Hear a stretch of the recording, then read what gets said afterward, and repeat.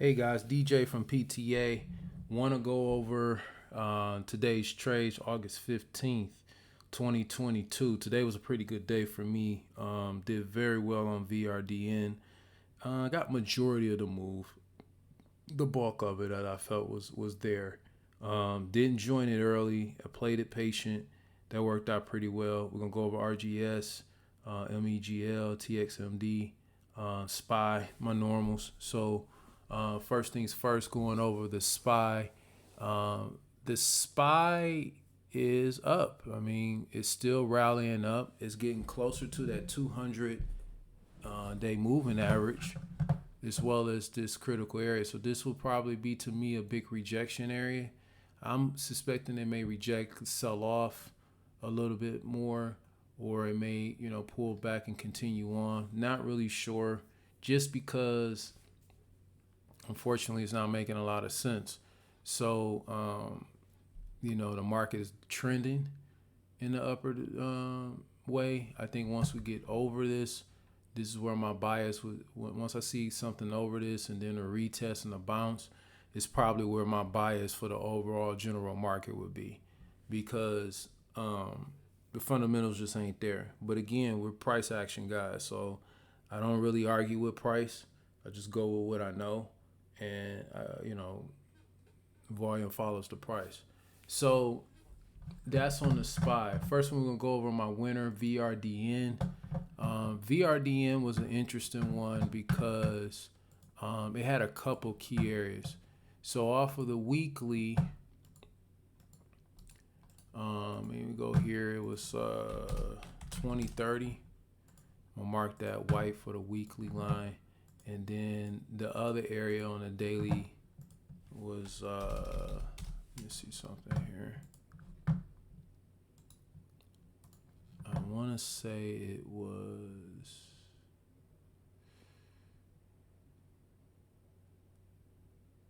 18. Give me right a second here. I want to say it was right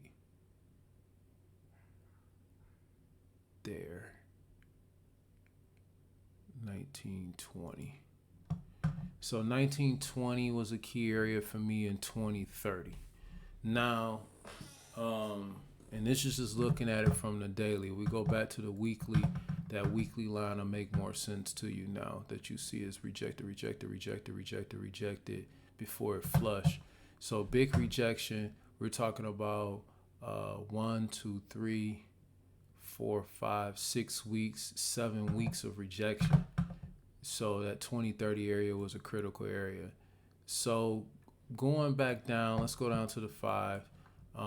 This initial move here, I completely not played a part of. I end up squeezing in the stock, and we're gonna paint this green at 22.51 is where I got in at, and that's about right there. So just above pre-market high. So I was playing the price action off of this pullback. So we got this nice little pullback on the 5-minute. Remember, it bounced, rejected the 1920, as you can see here, and then it went up. Got the hold off the 2030 weekly. I got the hold off pre-market. It was actually trending up, and on every time frame that you look at, it was just trending up. Even then, when it was pulling back, it was still making higher lows. So when it started to do this on the 15 and it pulled back, I saw, and let's go back to the 30 so I can show you this too. Still trending up. So when I saw that, I knew that, somewhere off of this 5-minute area, 15-minute area is where it was going to be pushing off to respect back up to 25. I thought it would go higher, but it didn't. But the biggest thing was seeing the push. So it was making higher lows, was rejecting these people out. If you break it down to the 5, you get to see how it was stepping right there. 1, 2, 3 into that time frame right there. So ultimately, we had to get that push off of that 15. that's sort of what I saw in the trade when I was looking at it in real time. That was the first indication. The second indication came off of the 1 minute. So when I draw my lines and I'm in a specific area, I'm looking at the pattern. So ultimately what I saw was, all right, I had this big downward push, okay, and then I had this perk move here. Now, to show you a little bit differently, I had to go back and look at the volume cues. What I mean by that is I had to look at what the actual volume was doing. So once it caught support here, and that's this candle here, I pretty much looked at this as a key area, because this is the last red down candle into the move. So when it bounced, remember that the volume was still low. So when it tried to pull down again, this volume here was lower than this up here. So it's still growing up. Now you can see that now our green volume, line it up. So we're starting to creep in on the upside. So it's more volume on the upside. As we go higher, as you can see, we started to right there get a little bit of a red or some right there.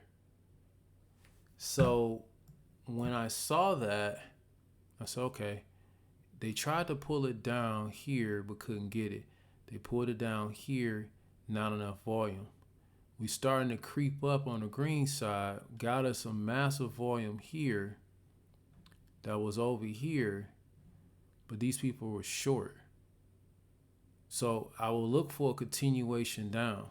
So this volume here was the shift. It went over the previous volume here, but they couldn't bring it down. So they brung in all this volume, couldn't bring it down. This one here was the actual shift in the volume. So although there was not enough volume on the green side, as far as price wise, it outdid this one that had the price movement. So they couldn't bring it down. Too many buyers in that candle. They tried to pull it down. They tried to pull it down. They tried again, and then we got the momentum shift. And that's when we got the break right here. So when you're looking at this, you have to pay attention to what the volume is telling you.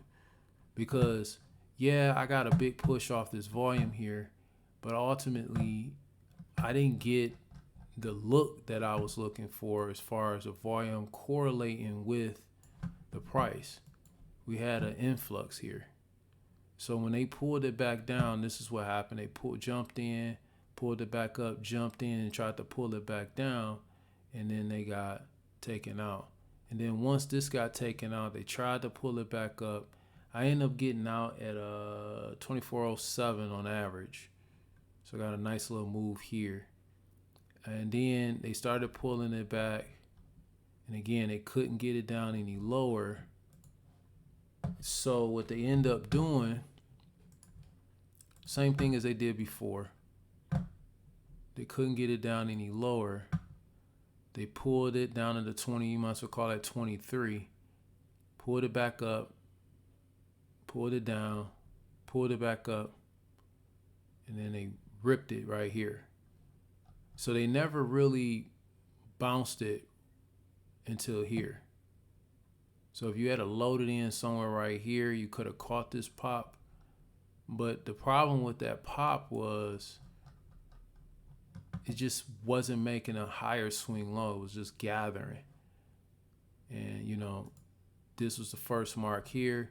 And that's probably why a couple people got in there, as you can see. And they kind of just channeled it in between there. And they tried to push it up. And they slammed it.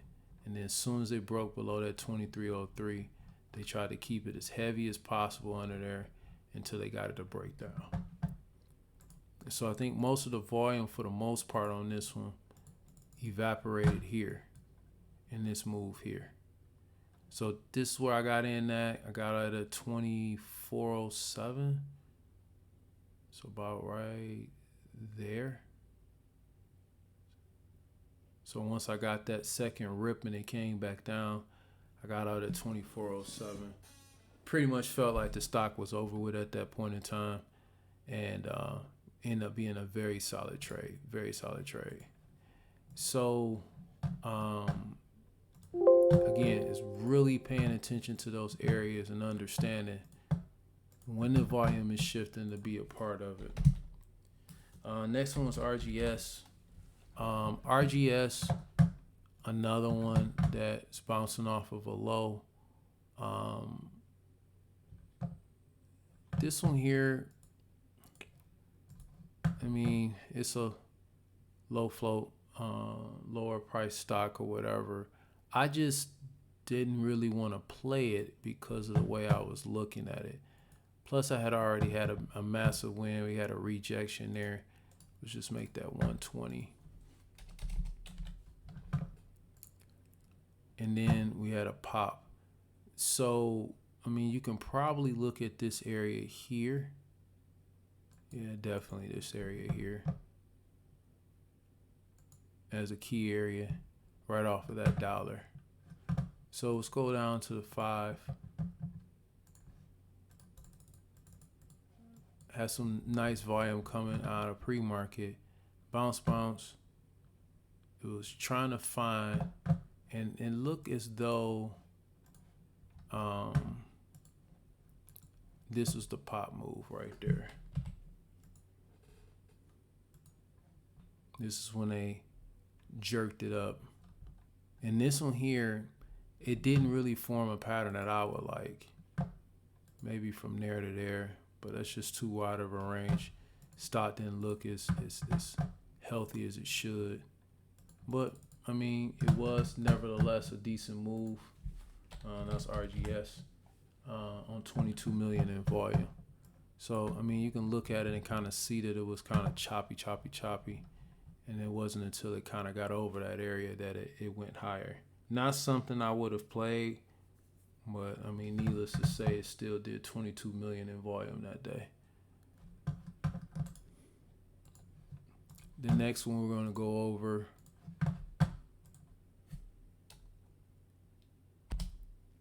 MEGL. MEGL was on the radar as well. It's something we have been watching.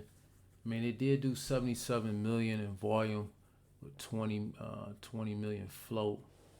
It did open up about 979 and ended out at like 18 or whatever. So not a lot of data because this was a fairly new stock.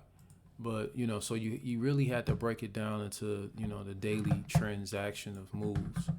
So as I always say, I always like to see it come up off of the rally. So this was definitely an A spot. It found a hold here. And I always like to see it kind of go back up, bounce off of this. So it was 1030 bounce, pull it back, and then we had the shift right here. So going down to the 1 minute,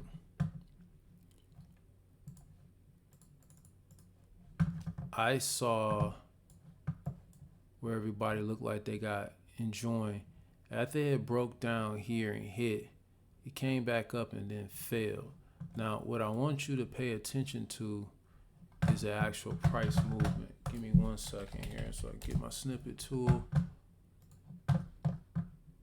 Put this in here for you guys so you can kind of understand the move. So we had some support here. It bounced and created A. We had this nice little pullback into a key area which was previous day's high. It bounced back up and then they tried to pull it down. Now look at the volume. As you can see here, massive volume on that swing down.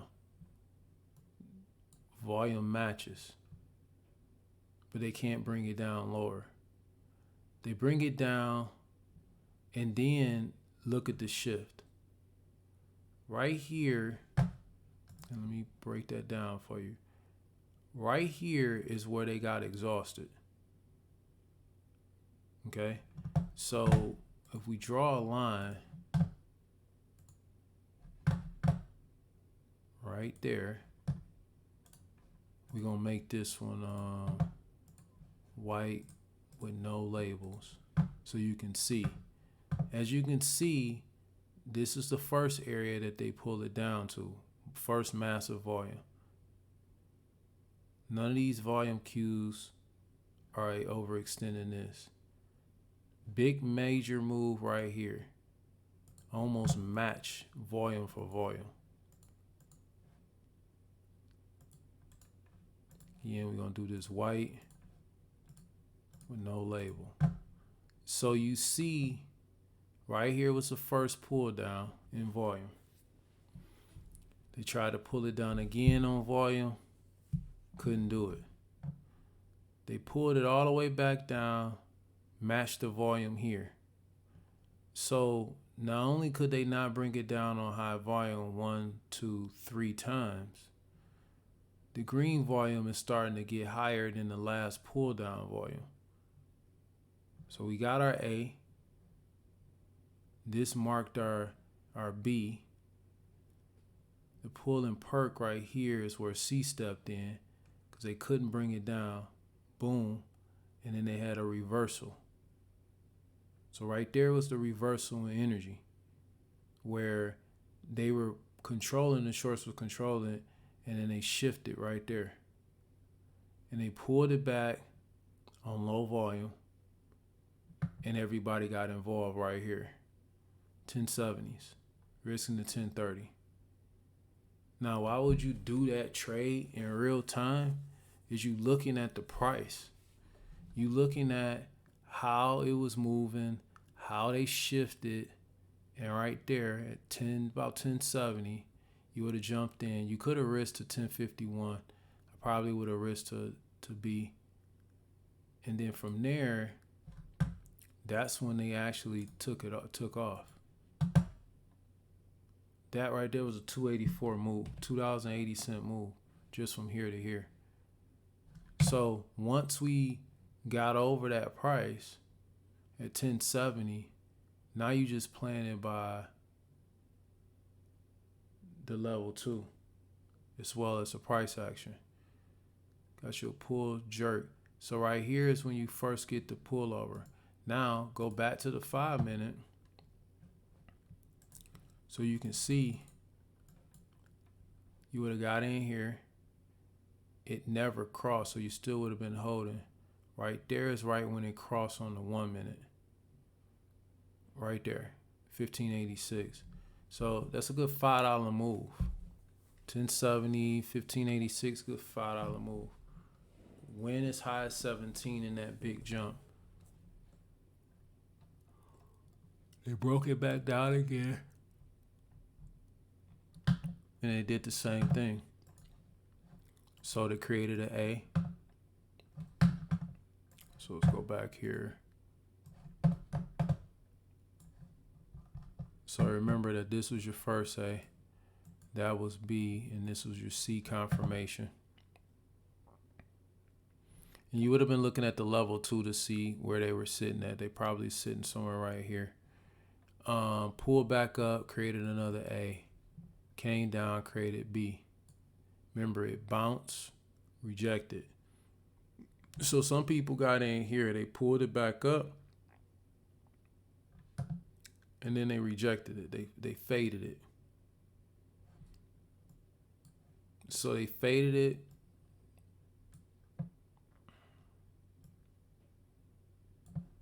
And then bounced and created a step. Springboard, as we call it. And they springboarded higher. So, I mean, I think this stock actually went to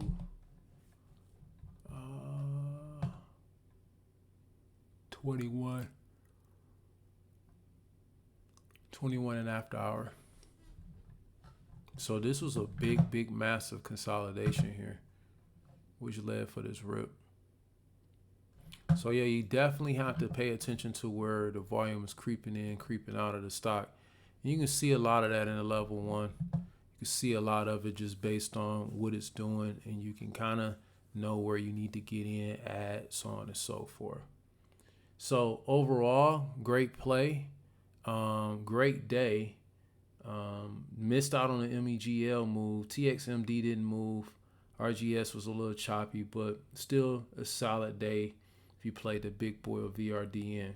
All right, guys. If you have any questions, concerns, drop it in the comments section. Hit that like button so this video can get into that YouTube algorithm, as well as hit the subscribe button and notification bell so you don't miss any of our videos. As I tell all old traders and new, stay studying and stay focused.